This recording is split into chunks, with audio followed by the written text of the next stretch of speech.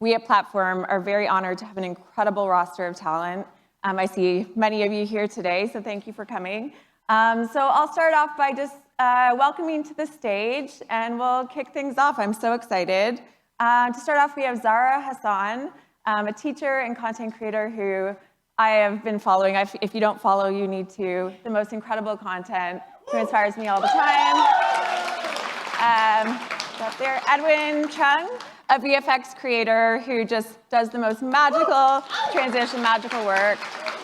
Jennifer Wang, truly an authentic fashion creator who I'm sure a lot of you follow. Monique Taylor-Yishu, absolute goddess, incredible content creator, and Sarah Lemoyne, one of our newest platform creators. Welcome to the stage. It's so good to see everyone here today. Like I said, just so honored to work with all of you every single day. And I know you're going to bring an incredible perspective to this conversation, because what we're talking about today is what influencers really want. And I hope we can have a very honest, unfiltered conversation today, because I know a lot of you in the room, whether you're brands or agencies, really want to hear what these creators go through on a day-to-day basis to help inform your campaigns and make them much more meaningful. So I think I'll kick it off with a question to all of you. It's kind of a overarching question. If you could wave a magic wand and change one thing about how brands approach influencer partnerships, what would it be? I guess I can kick things off. Yeah, for sure. Okay, well, I understand that, brand safety and ad regulations are a thing, but I do have a magic wand, so I would actually remove that. I often think about it in the way of when you had a part-time job and you would want to drink water or eat on the job and your boss was like, not in front of customers. And I'm like, I'm human. They know I drink, they know I eat. But it's like, my audience knows that I'm a real person, and when you're gonna give me a really strict brief and whatnot, they're gonna know, oh, this looks like an ad. If we were to take that away, I could get away with a lot more, and it'd be a lot more authentic and hence perform. So that would be mine. I love that. Monique? I think it's really approaching the relationship as a partnership. We have our communities, we have our audiences. We know how to speak to those communities and audiences, and having the brands kind of understand that, be transparent with their goals and objectives, because we are creatives and we want to meet those goals, but we need to be equipped with all the things that we need to do that. So that's one of the biggest thing, I think, is being transparent and really treating it as a partnership. I love that. We're going to dive into that a little bit further later on, so I'm glad you said that. Jennifer, what are your thoughts? I think I would want brands to close the loop. So even if I don't get casted for something, I would want brands to let me know, because how frustrating is it when you're looking for a job and then you don't want to, follow up too early because you want to seem desperate, but a week later you see on LinkedIn and someone's like, so excited to start this role that you applied for. So I think I would just want brands to, just communicate openly and just close the loop on anything we're working on.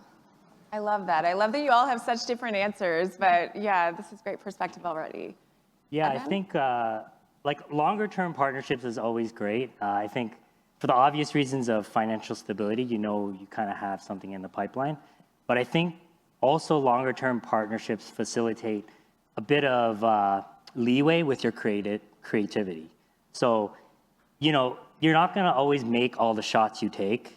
And so if I know I have 3 campaigns, maybe we can discuss one that's a little bit more creative, a little bit more wacky that we can explore. And so it kind of gives you that leeway to really get creative with at least one of the campaigns and see where that goes, right? It's like a high risk, high reward, but I think us as creators want to express something different sometimes, and we don't want to stay in the safe lane. So I think getting sort of more shots to do something well with the company or the brand is a great thing. That's a great sports analogy. I'm going to use that one. Thank you. Zara? I think mine's going to come very basic, but I wish I could use real music. I don't know, people really enjoy my music taste, and I'm like, damn, I wish I could use this song, right? Royalty-free music sometimes is a killer for my vibe, especially when I'm doing a fit check. I'm like, what is this? It's an instrumental. This is not me. So if I were to wear that on, it would definitely be changing the music. That would be a magic wand I think a lot of us would wave if we could, absolutely. So I'm going to throw it to you, Edwin. As a VFX creator, how important is creative freedom to you in brand collaborations? I know you talked about the idea of experimentation and how much you would love to be able to do that with a long-term partnership. How do you balance creative freedom with meeting the brand's objectives? Yeah, obviously I have a lot of wacky ideas being in visual effects. So creative freedom is really important to me for that aspect. I think the way that I balance the brand's objectives is transparency, right? So like, for example, I have an ongoing campaign right now that they were very transparent from the beginning. Like, we don't want the content to be too humoristic.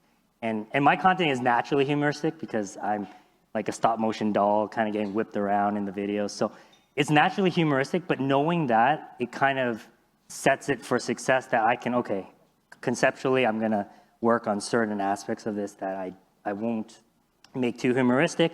And then that way there's no backpedaling when I get to the storyboard stage and the production stage. So I think the main thing is just communicating ahead of time.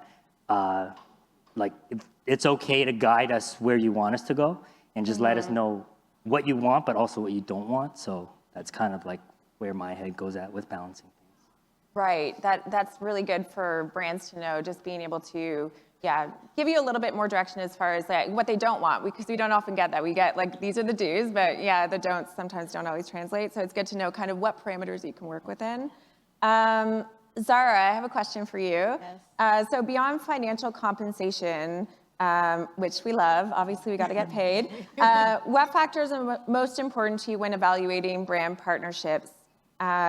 And in that way, how do you ensure the collaborations align with your values and resonate with your students and your community? Because you have this unique perspective of being a teacher and having that to be aware of as well. Yeah, no, for me it's authenticity. Like, my whole thing is being my authentic self, but also if I use the products, then I will sign the deal. Like, if I'm not using the products and if I don't like it, then I wouldn't take the deal because that's inauthentic, right? Because I'm just doing it for a financial gain. So with me is just building my community, and the community that I built is kind of different because it's more of not just who I am, but who we are. Like, my page is not just for me. I represent Black, Muslim communities, educators out there, women. So it's bigger than me. And when I tell people when they meet me, it's like, this is for us. Like, it's not just who I am. So I'm not going to sell you something just because I want financial gain. I want to sell you things that I use or I believe is great. So for me, it's being authentic. Also, what are the brands? What do they stand for, right? So if politically they don't align with what I believe in, then I can't take it, right? Because then that also go against what I preach. So I think it has to align with my morals and who I am, and also the students in front of me too, right? I think it's a big deal and it's a lot of responsibilities. So it's not just doing things for finance, but also making it make sense in the long run. Yeah, that's definitely really important. That you're molding young minds. You can't take a product that you don't believe in. You gotta like teach that authenticity from a young age. I love that. Sarah, you are the master of sharing brand strategies on LinkedIn. I feel like if I were a marketer, I would be going to your LinkedIn page and being like, what is Sarah suggesting for me? So I think you've done such an amazing job with that. Can you tell us a little bit about how you come up with those ideas, and how has that impacted your own approach to content creation and brand collabs? Yeah, thank you, first of all, for the compliment. So good, yeah. Second of all, follow on LinkedIn if you do want to see the brand strategies or if you want one. But I would say, so it actually starts with, I started doing content creation before I started working full-time in influencer marketing, and my brain was always working and on. So it's like I am writing down content idea. I feel like every content creator probably has a notes slide where they write down other content ideas. That's where it initially started. And then as I started working at Aspire IQ, which is an influencer marketing software, I was like, I gotta start thinking of things to get brands interested. So I started to come up with campaign ideas where it would just be like a general idea. And then I would look at all the brands that I know, and I'm like, what brand would fit well into this? So my first example, let's say, would be Sunbum, which is the first one that I did. And I was in Shoppers Drug Mart, saw Sunbum, and I was like, everyone's talking about like Supergoop or all these like new and upcoming SPF brands. No one's talking about like banana boat or sunbomb that we grew up using. So that was exactly like the campaign I came up with. It was just like nostalgia based and like, where's the SPF that we grew up using? And then they didn't end up using it. Whatever. Maybe someday. But yeah, it wasn't anything for Aspire, but they ended up like, I work with them on like, I guess a gifted basis. So a win is a win. But yeah, I just kind of like even scrolling on TikTok, if I see a viral video, I always think, I'm like, what brand could have been incorporated into this viral video? Because that would be a great, like, you can make a campaign out of it. So I just tend to think of things that are super authentic and like my actual own thoughts, which maybe aren't always the most relatable, but like trying to make them relatable, if that makes sense. That's really smart. See, to add that to the list of like things that influencers do, like you really are marketers. You have to be marketers and understand what the brands want and be able to align those with your values and kind of bring it all together. So what you do is magic. It's amazing. Monique, as someone with a background in marketing, speaking of marketing and PR, what advice would you give to brands looking to build genuine long-term relationships with influencers from your perspective? So it's to start looking at actually building those relationships, looking at those creators that align with your brand and align with what you're trying to do, whether it's the campaign, the concept, and then also look at having that long-term relationship with them, building out multiple campaigns, because that's when, as a creator, that's how I can continue to build trust within my community. And as a brand, people look at that as well. They say, oh, okay, you're continuously using this person. Okay, this is a person that I trust. Okay, then I'm going to trust your brand because they're continuously working with it. So I think that's a great way that brands can do that. Do you have a long-term partnership that you like really have loved working on? Have really seen the benefits of that? I have, there's, you know what, I've been blessed to have an opportunity to have some long-term partnerships. So my claim to fame was DIY, doing a lot of DIYs, whether it's crafting or doing home decor. And one brand that I ended up working with for a long term was 3M, Scotch, Post-it. Those are things that I use every day, literally.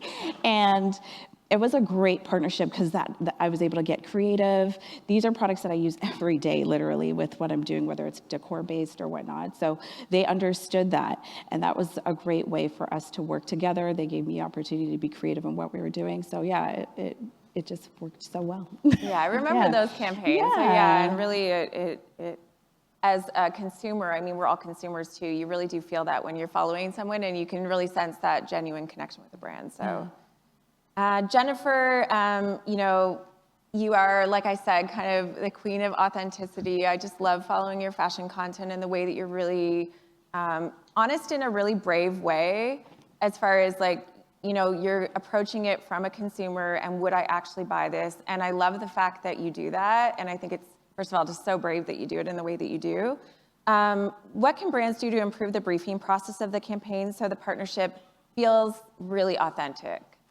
Well, I feel like a lot of brands already do this, but I personally really appreciate when brands take the time to have an in-person or a virtual meeting with me before starting the campaign. And it gives an opportunity for 3 key moments. So the first being, I get to put a face to the name. So that starts to build rapport for me, especially if I haven't worked with the brand before. And that's really the start of your relationship when you meet someone and see their face, right? And then the second part is I get an opportunity to ask questions to really clarify the objective of the campaign. So whether that's increasing brand awareness, driving sales, or just building community engagement. So that way I can tailor my content to the brand's goals. And then lastly, like as the brand rep is going through the brief, that gives me time to think about it and also brainstorm ideas that I can pitch quickly. So we can bounce ideas off each other at that time.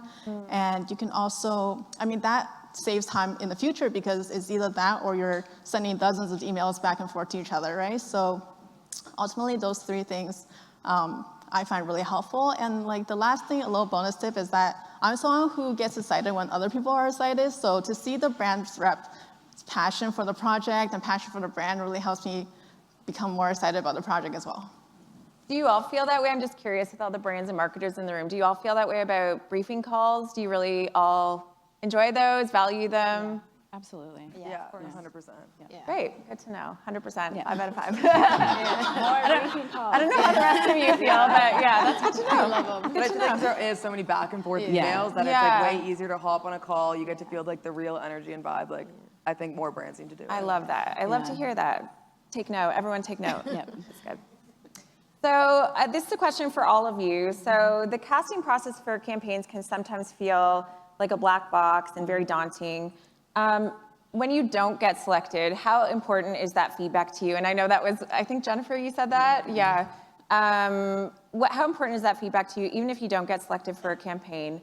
And what kind of communication would you like to see from the brands during the casting process? It's open to anyone to answer. Yeah, I can start us off, but I think like as I'm someone who values feedback like across all areas of my life, and this question actually made me realize like I actually don't seek a lot of feedback for content creation in terms of like what brands want, I guess. And in that, I mean, after I finish a partnership, I rarely we never actually speak about the content or how well it performed. It will just be, it's more of the one-on-one relationship versus the content itself. So that's something that I'm definitely going to do more is seek feedback from brands. But also something that Jennifer just mentioned was actually like understanding what the campaign goals are. And I think since working in the influencer marketing space, I understand now like brands obviously have different goals. So whether it's sales, brand awareness, buzz, that's really gonna like alter how I like create my content and what type of content it is. So I think getting that before even shooting is also super important. And I think there's certain things that I am better at in terms of like, say rage bait, I'm really good at that. So if it's buzz, like I'm your girl. So that's what I think that's important in the like casting process. I love that. Any other thoughts from anyone?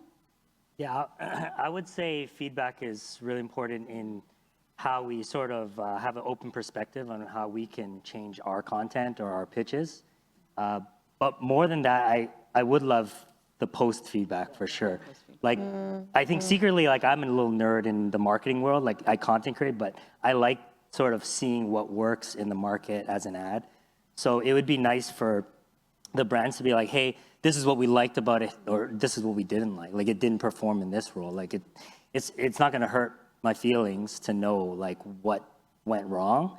And sometimes you learn more when something goes wrong so that I can work on that, right? So definitely post feedback, I think is really important as well.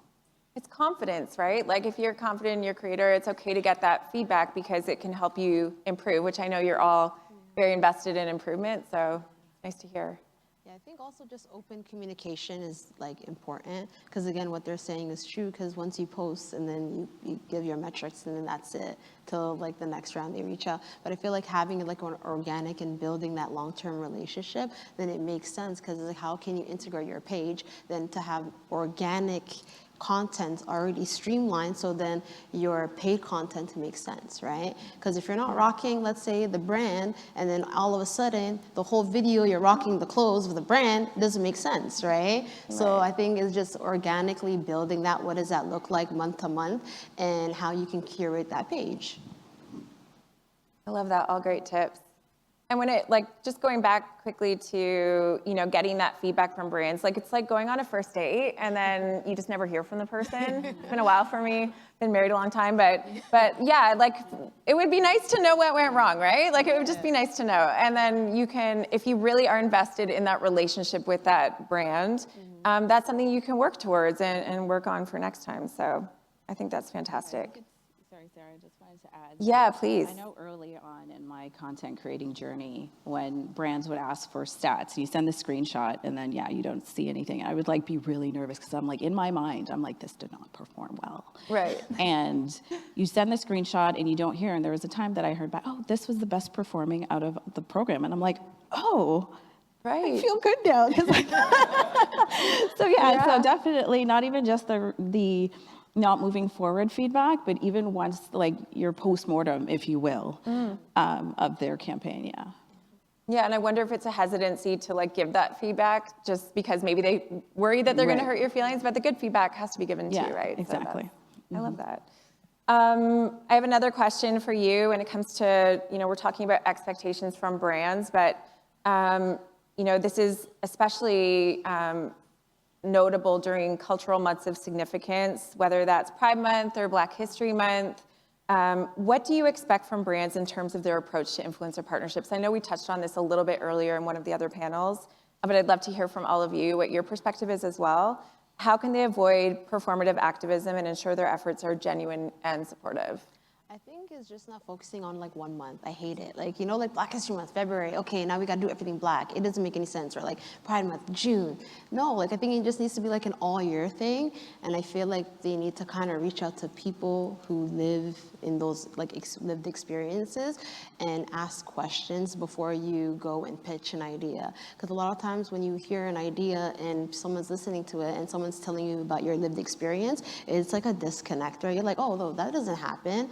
But you want me to do this? Like, it doesn't make sense. So I think it's just doing your research, educating yourself, but also making it a point that it's not just something you want to do for the month, but something you want to do all year round. And you want to cater to all those communities. And your companies are represented by people that look different than you. You know, I think it's important, not just a one-off. I think that's the biggest thing right now. Yeah, I think it's important for brands to very much be clear on their goals and objectives when they are developing those campaigns, whether it be for Black History Month or even if they're working with other creators to address the community. I also think that brands should also heavily lean on those who are within their communities, within their organizations, to help either consult on those programs or lead those programs, because those individuals will know the culture. Right. And they will know how to execute the culture or execute the campaign and make it relevant for the culture. If there's no one that looks like the culture in your business, that may be something your business may want to address. That's like a whole other issue. Whole other yeah. But you could also engage the creators to help. Also, if it's something that, you know, I notice brands are more, for example, Kwanzaa. Brands are more and more, it's traditionally more something that's celebrated in the US, but it's something that's coming out more. And brands are now more and more diving into that space. If you're unsure on how to approach it, then approach a creator that you've loved to work with and see how their take could be on it. I love that. Yeah, I kind of want to circle back to that too, because that kind of gets into the whole consultation side of things. Mm-hmm. Yeah, well, like what, I guess while you're speaking, I'll just ask you that. Like, how do you feel about that when a brand asks you from a kind of more consultative approach?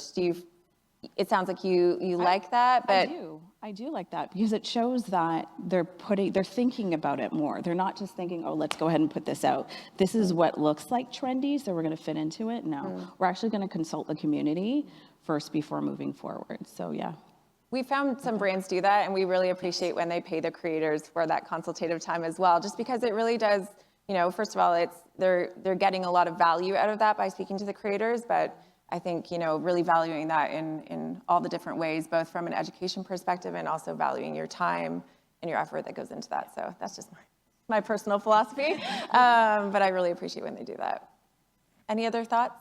Yeah, I think just building on what Mo and Zara already said, like, I think the brands really have to remember the intention behind the project. Like, hopefully the intention is to, you know, uplift a group of people who are usually not.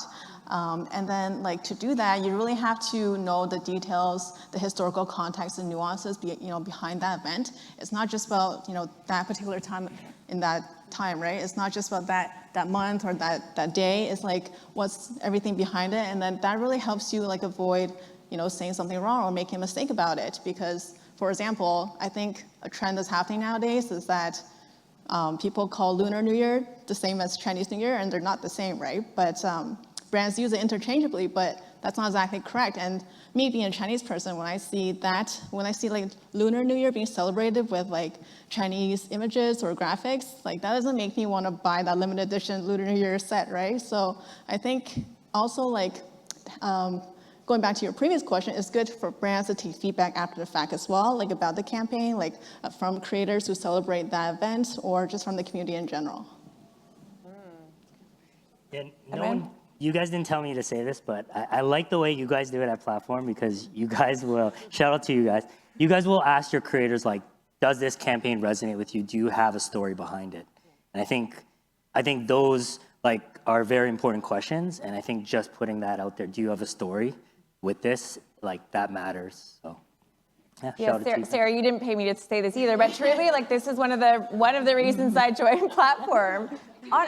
Yeah, you do pay, she does pay me. But honestly, the fact that we don't pressure our creators to take any campaigns that don't feel authentic to them, I just think it just doesn't translate. Our creators feel uncomfortable with it, like making any creator do any, work that they don't truly stand behind doesn't make any sense, and I don't understand how anyone can do that. Also, it's putting all that trust and authenticity that you've worked so hard to create on the line, which is just not okay. So yeah, we definitely believe in that, and I appreciate that. I have one more question on the brand side of things. So in addition to everything else, I'd also love to hear your thoughts on fair compensation as we're talking about the money. We've got to pay our bills. We've got all kinds of things to pay for. Life is expensive. What are your expectations from brands in terms of paying creators fairly for their work, especially when budgets might be tight? And beyond monetary compensation, what other forms of value or support can brands offer to show respect for the effort and creativity creators put into their collabs? And this is for everyone. I feel like this is a hard question to answer because it also, as someone who works a full-time job and does content, it also is very dependent on, how busy my schedule is. So I guess that's answering the second question, is I appreciate so much from brands that I'm working with when they're understanding to the fact that I do have, say, a lot of commitments and priorities. So when they're, flexible with timelines and they're open to giving me a bit more time so I can produce content that I'm actually happy with and that the brand is happy with. I think there's certain cases where I will definitely do collaborations for a lower, a lower compensation if it's a brand that I really, really love and would just love to work with and help out. That said, I think it still is somewhat a slap in the face when you get very lowballed, when you're asked for so much with nothing in return, because at the end of the day, you are giving like your time, your creativity, and your platform to a brand to help them out. So at the same time, like I do have expectations, but I would say it's hard because they're not set in stone or like concrete. Right, yeah. I think again, this comes back to the partnership piece where the creativity piece is set design. The creativity piece is wardrobe. The creativity piece are props. The creativity piece is hair and makeup, wardrobe. Like there's so many pieces that go into content, especially when we're being given a brief with objectives to meet, do's and don'ts. There's a lot of planning and effort that goes into it, right? We're like little mini marketing agencies that are producing. Some of us have a team, some of us are riding solo, but either way, it does take a lot of energy and time and effort to produce content, especially when you've created a platform and your reputation to create a certain caliber of content. Right. So just having brands understand that and appreciate and not come in with a low ball, with asks and exclusivity and all these other things. Mm-hmm. So ways, if there are budget constraints, then have brands being flexible to how we change around the package of content. Maybe it's reducing the time, those type of things, just negotiating whether it's product, those types of things. Yeah, I think there's other value adds that the business can look into bringing it up front, saying, hey, in lieu of this, can you do this? You know what I mean? Then we could have the conversation about it. Kind of addressing it up front. Right, we don't have the budget, but... Right, because it's like, really? And you already have a bad taste in your mouth. You're like, so it just turns you off when they lowball you in the beginning. Yeah, that makes sense. I have a few comments about this. Say them. This is the space to say how you feel. I'm not one to shy away from working with a brand that's, that has a low budget for one of three reasons. So if they're a small business, if they're a nonprofit, or if they're a brand that I have a long-standing relationship with. So if you're none of the three, then likely I will not reduce my rates for you. But if you are one of the three, of course we can talk it out. And, as Sarah said, it's still it's still good for the brand to remember, don't lowball us so much that it's disrespectful.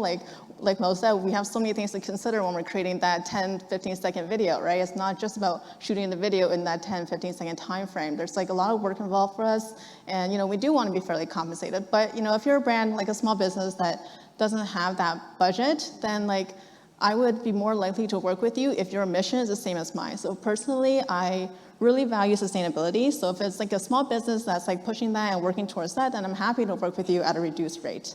So, and then another thing about building that long-standing relationship, even if you don't have a budget, is send out free samples, but don't expect content in return. I hate that. Yeah. But like that's why Costco, hands out samples, right? You want people to try it and then they might buy it. So hand out your samples, whether it be your service or your product.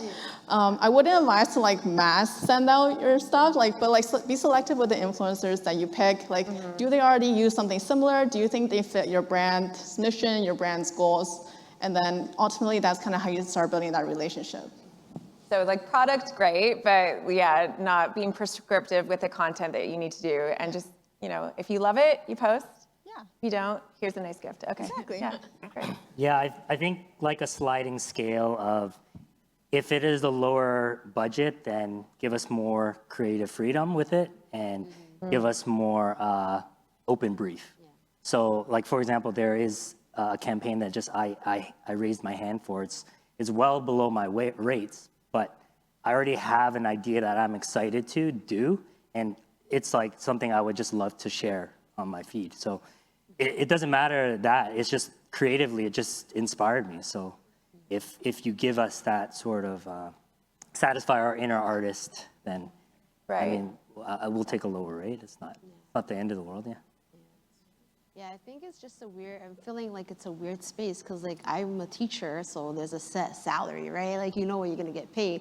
So when you're like a content creator, it's different because like you may have the same followers as somebody else and then you guys have two completely different rates. So sometimes as a content creator, it can feel like, oh, am I being shorted? Like, you know what I mean? Because you don't know. And you're like, am I charging too much? Because I'm not, according to what people are telling me. So it depends on what the company is. And everybody, I'm gonna echo what everybody said, but I think it's just being mindful again of your approach. If you approach it like, this is a budget, but I need this, and that, and it's like 4 different things, that's not gonna happen because the approach is you just see me as a number. I'm just a person. You just wanna fill that space with a person. Doesn't matter who the influencer is. But if you have a concept and you're like, I'm looking for this, maybe it's like voices of this, like a teacher voice or maybe fashion, and you're telling me about what the brief is already, and you feel like, oh, I think it'd be a great fit, however you feel, the ball is on your court, then I feel like influencers or content creators would be more open to that rather than you just feeling like another number.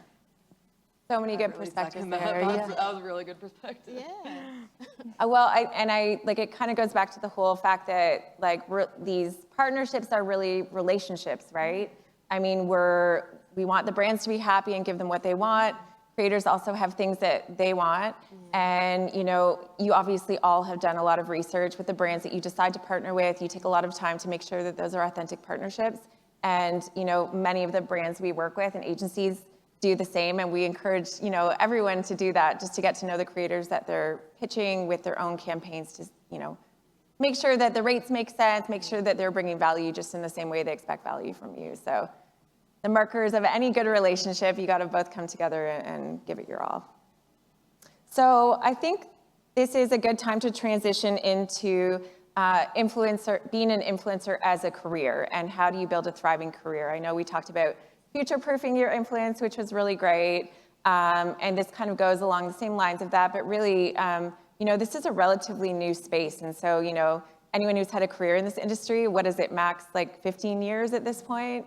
Being an influencer is we really haven't seen the history of this market as a career, right? A long-term career. So we're in a very interesting time. And, as we've seen the influencer marketing world kind of grow and evolve, it's really interesting to see how does this affect creators in the long run, and how can you really maintain longevity in this space. So Edwin, I have a question for you. So your creative video community has become a valuable resource for other creators who are looking to you for VFX, tips and tricks.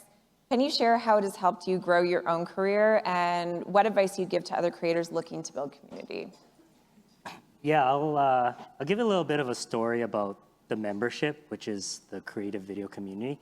It started off like during a lull in the summer time, which as creators, this summer break into the marketing world, we don't get as many campaigns. So I guess to satisfy my need to create something and try something new, I just did something what is called like a founding member launch. And what that is just sharing to your audience, like I have this idea, it's like a course offering, membership, community, and just see what interest there is for people to commit to it, right? And then like, I think sometimes we get ahead of ourselves to like, I gotta plan it and create it before I shell it out, something like that. So yeah, it kind of was just the initial thought that I put out there. And it was based on Instagram. They used to have like a weekend hashtag project where every weekend they would have a theme and they would say, where like all creators like do something around this, you can gain some exposure. They'll actually feature some creators, or you can follow the hashtag and you could get inspired by them and meet fellow creators as well. So that's kind of where I got inspiration from, and that's what I missed. So that's the idea I had. And I mean, it was scary at first to like, kind of, you have imposter syndrome, like, where's my audacity to be a leader of some community, right? But I put it out there, and I think that's where the advice is. It's take action before clarity. So you got to just put yourself out there, do the action, and that creates clarity. Because I didn't know what exactly. I just had that simple thought of a community, and it's like I just put it out there, and it kind of formulates as you go. So that's just take action before you know what's ahead of it. Yeah. Did you make that up? I like that one. That was beautiful. Should trademark that. Action for clarity. I love it. Put it on a t-shirt. Jennifer, how do you leverage your expertise in fashion to create unique and valuable content that resonates with your audience? I think there's two parts that I want to talk about. Is the first part being, creating unique content. So when I first started out as a content creator, I think there was the trap of just create content like everybody else, and then you'll also succeed like everybody else. But when you see a video with the high views and the like count and the comments, you only see that video, but you don't see all the work the content creator put behind the scenes and over a course of period to build that community, so that community will be engaging with them that way, right? So you fall into the trap of wanting to create content like that so that you will have success like that. But I gained some traction doing that, but not a lot. So I pivoted my strategy and I started creating content that I personally wanted to watch. So questions I had about fashion, things I wanted to answer. So started doing research and creating content like that, and it turns out that a lot of people had questions that were similar, so that resonated with my audience that way. So, and then as my audience grew, I think it's super important for content creators to engage, to reply to comments, reply to DMs, and ask for feedback. Like, what do your followers want to see?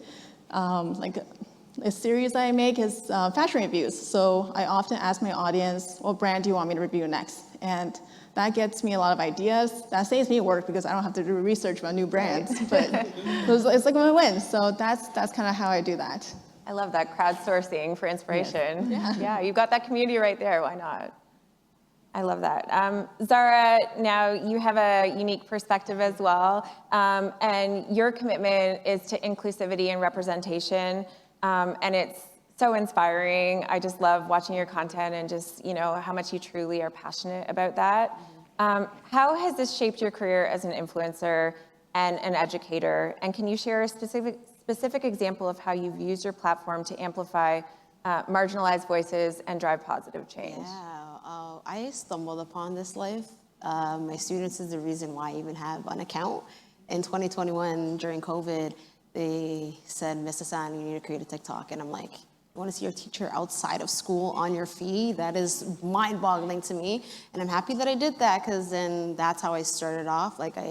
50 followers one night, 25,000 the next morning was crazy, and it just kept growing. And a lot of the comments when I was reading them were people like, I wish I had a teacher like you. If I did, I don't even know, I would be thriving in life. And I'm like, there's something missing, especially for people that look like us. Being in the school systems, we've been missing that because we didn't have teachers that look like us or even identified or even liked fashion or music.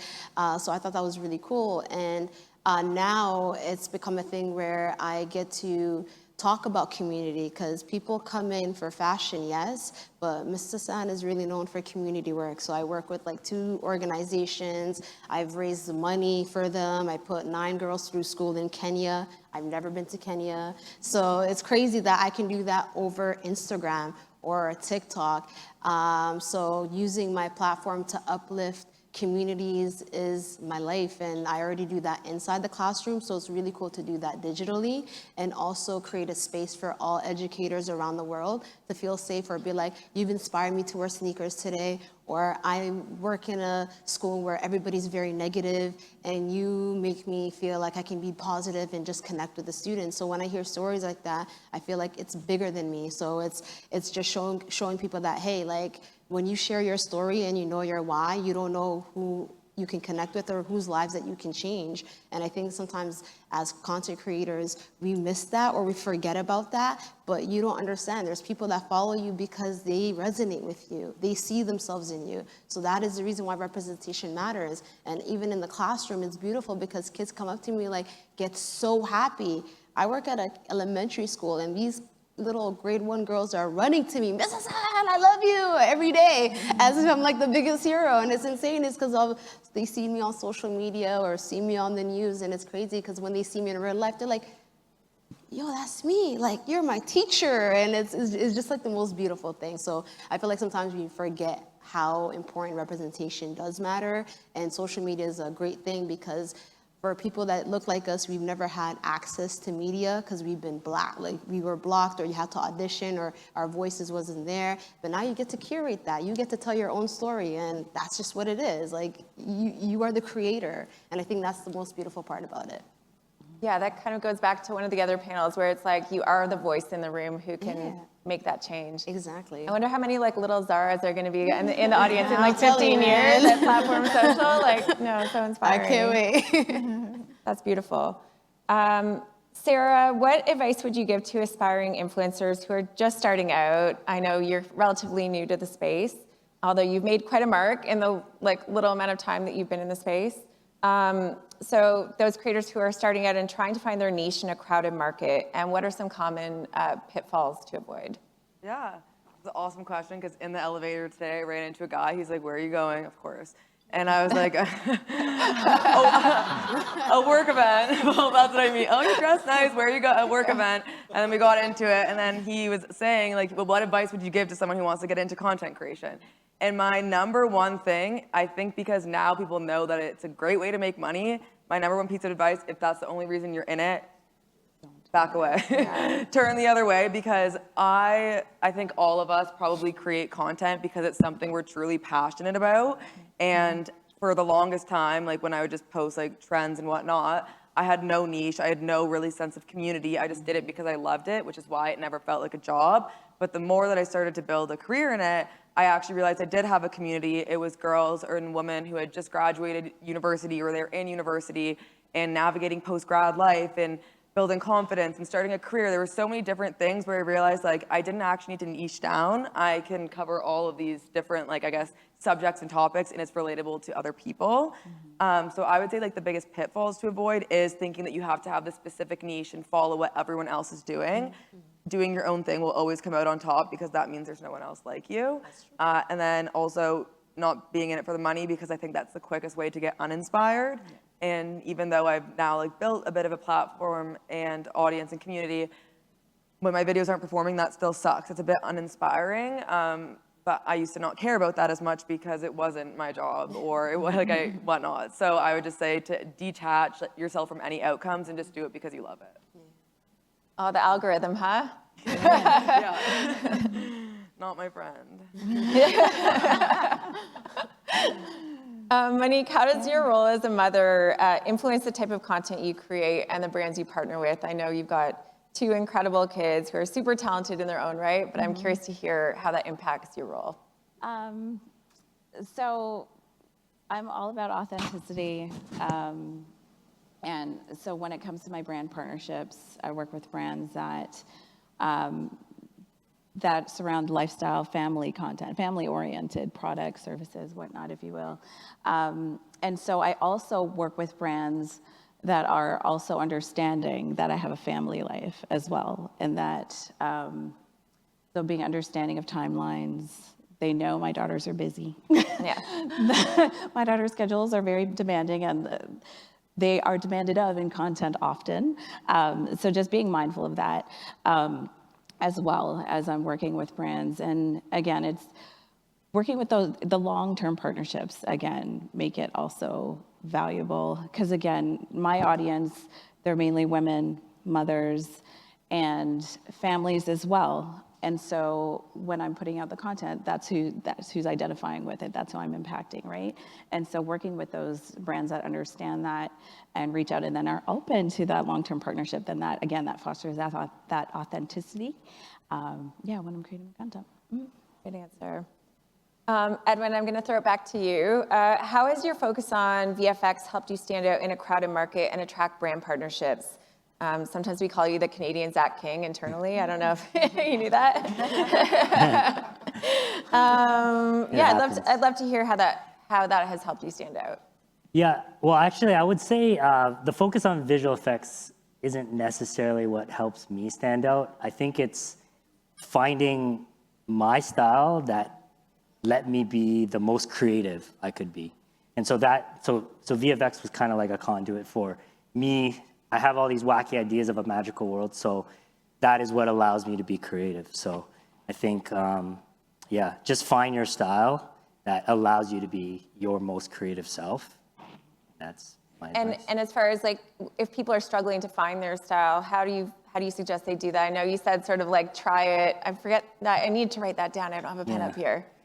More shots, more shots. Yeah, the shots, and that's the approach I like to take with content. I mean, it's cliche to say, but you have to experiment, right? You have to do like all types. Like in my niche, I used to experiment with all types of visual effects, like the Zach King type visual effects, stop motion type visual effects. So it's just experimenting like all types of content, and until you can kind of gather up what you feel comfortable doing the most and what resonates with an audience. Because you can do stuff you're comfortable and it doesn't resonate. And then you can do stuff that you're not comfortable doing, but you know it resonates. So, and that's not sustainable either, right? So you kind of have to find that sort of Venn diagram of what you're comfortable and what resonates. And I think by trying a lot of things and not being afraid to fail in public, because you have to post it. You have to post it. You have to get that real feedback of how that content goes, is how you really find your own style, because you're going to find what resonates with what you're comfortable with. And it's just a mindset thing of just not being able to be afraid to fail in public. How do all of, I'm just curious, like how do you all deal with that? Because I know like if you're an entrepreneur, you maybe try different businesses and they don't work out, but they're not doing it on such a public platform. No one necessarily knows about their failures in the same way that if your content doesn't perform. So how do you all handle that? That's just a question for everyone. I'm just curious. Yeah, you just dust yourself off and you try again. Okay, yeah. That's it. I feel like that's what it is. I feel like sometimes the algorithm is, you're just going to be in the wrong algorithm, and that's okay, right? And just like TikTok, sometimes you post something 3 months ago and then all of a sudden it blows up.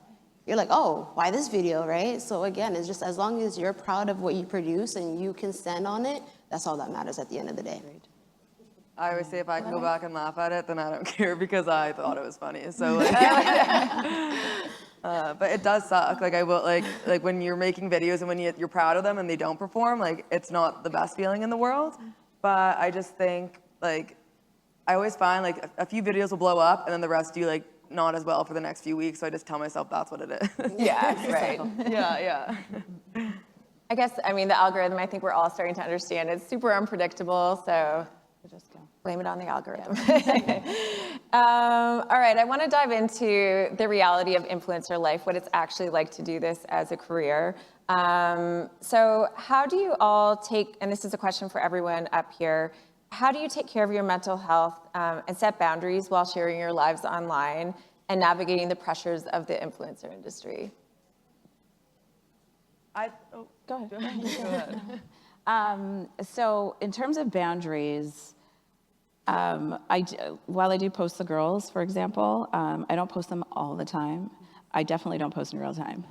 That's something I rarely do when they're with me, for sure. That's just from a safety perspective.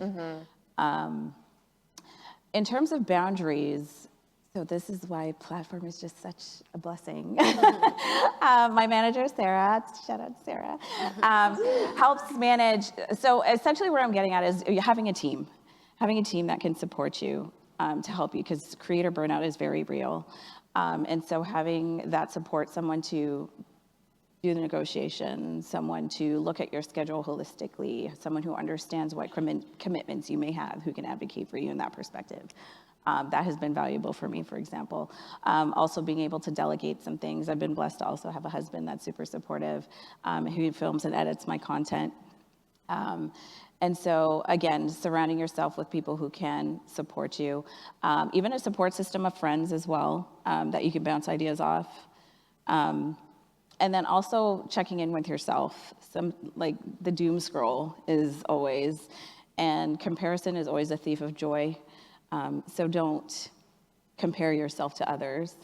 So that's where the doom scroll can lead to that. So that's where I'm like, set yourself a boundary in terms of how much, obviously it's what we do, but kind of set yourself some time to be off screen. While it can be inspiring, it also can be a downer. So just set those boundaries around those times and get out. Don't just, get out with real people too. So those are the kind of things I do. Great tips. I think for me, it's like engaging in periods of self-reflection and letting myself feel the things that I'm feeling. So if that comment feels hurtful, feel the hurt, but then remember it's not personal, and that person commenting is probably also hurt. And they don't know your whole story, right? They don't know where you come from. They don't know the context of your whole life. They only see that 10, 15-second video, and then they're formulating their own opinion based on that. But that's not you. That's just their opinion based on what they saw. So I think it's just remembering that, there's going to be hurtful things said online, but it's not personal. And at the end of the day, as long as you can stand on what you're making, that's all that matters. Yeah, I'll just say just self-awareness is important on just like taking a step back and just not kind of like get off the treadmill, sort of the content treadmill, that's all. Yeah, for me, I definitely think it's just creating boundaries, right? Because again, I decided to share my world, but not everybody in my life wants to be public as well. Like people sometimes like, oh, you're married, yeah, but I only share my husband a little bit because he didn't sign up for this, right? So just respecting the people in my world and not letting them on like the whirlwind of what social media can be. And for me, sometimes it's just disconnect, right? Sometimes I just post and go. Like, I'm just like, I'm done. I want to post and I just want to put my phone down. Because again, it's like that, like looking and seeing if, oh my God, okay, how many views sometimes can be a lot on your brain. So what I realized is when I just post and I leave it, I feel much more lighter. So that's what I've been practicing now with like reels or posting TikToks and stuff. Yeah, the post and go. I feel like I don't have boundaries. I'm a single woman. I live on my own. Like it's like I don't really have boundaries. I'm working on them, but I think like that it works for me though because it's like TikTok, Instagram. It's an outlet for me. It's a creative outlet, so I feel like it actually helps with my mental health. And I think having wonderful managers that help like they get voice notes from me and like freakouts and whatever, but just having such a great support system. And being an open book, like with my boss at my 9 to 5, like I tell him everything. He knows everything going on in my life. Like I think just being open and communicating exactly how you're feeling with your friends, family, coworkers makes things so much easier for you because they have an understanding. And I remember before I would get so frustrated, I was like, well, it's really hard doing content because people don't know what's going on in my personal life. And then it's like, okay, then tell them. So I do. Right. And like that's not gonna work for everyone, but for me, like being able to be open with like people that I'm close with in my life has helped, like, I guess, balance the mental health aspect of it. Beautiful. I just noticed you had numbers that were counting me down, and I just saw the last 1 minute. So I think we're done. Sarah and Connor couldn't have made it more obvious, and somehow I missed it because I was so into the conversation. But beautiful. I think it's time for questions. Like a few minutes for Q&A. We come there, and then I'll come to you. Those will be our two. Hi. Oh, sorry. In our last session, there was a lot of discussion about kind of the existential threat of AI. We talked about like OpenAI's Sora and these other text-to-video generators and AI avatars.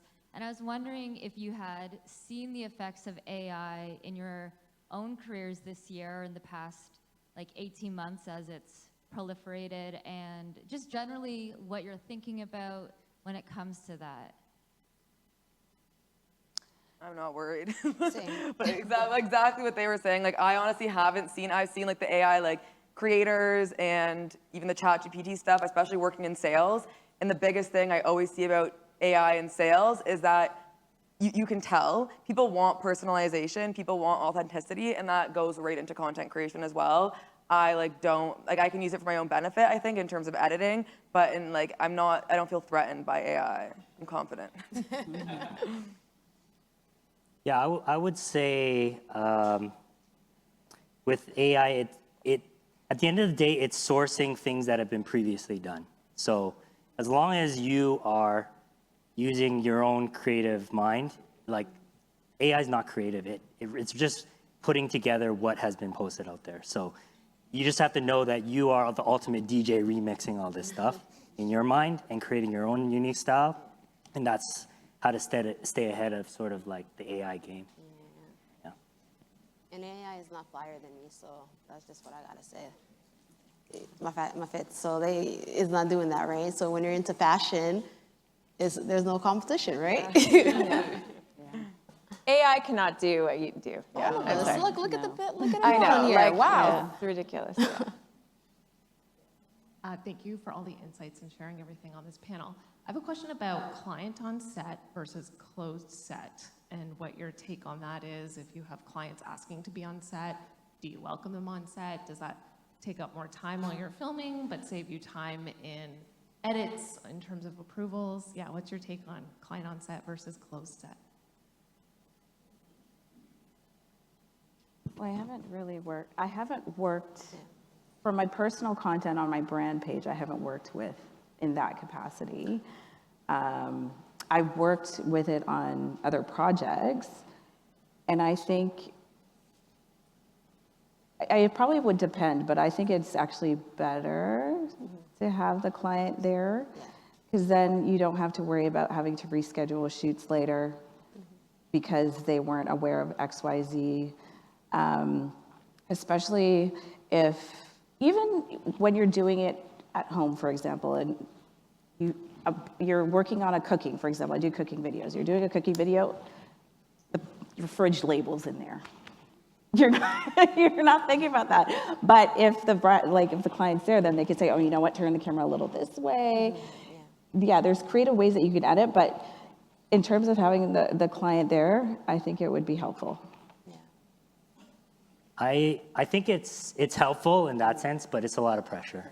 Like to be doing your thing, like as a solo creator, like I'm not used to production sets and all that, right? So it's like if someone's watching my back, it is a lot of pressure. So maybe that's an up rate. Maybe that's a higher fee.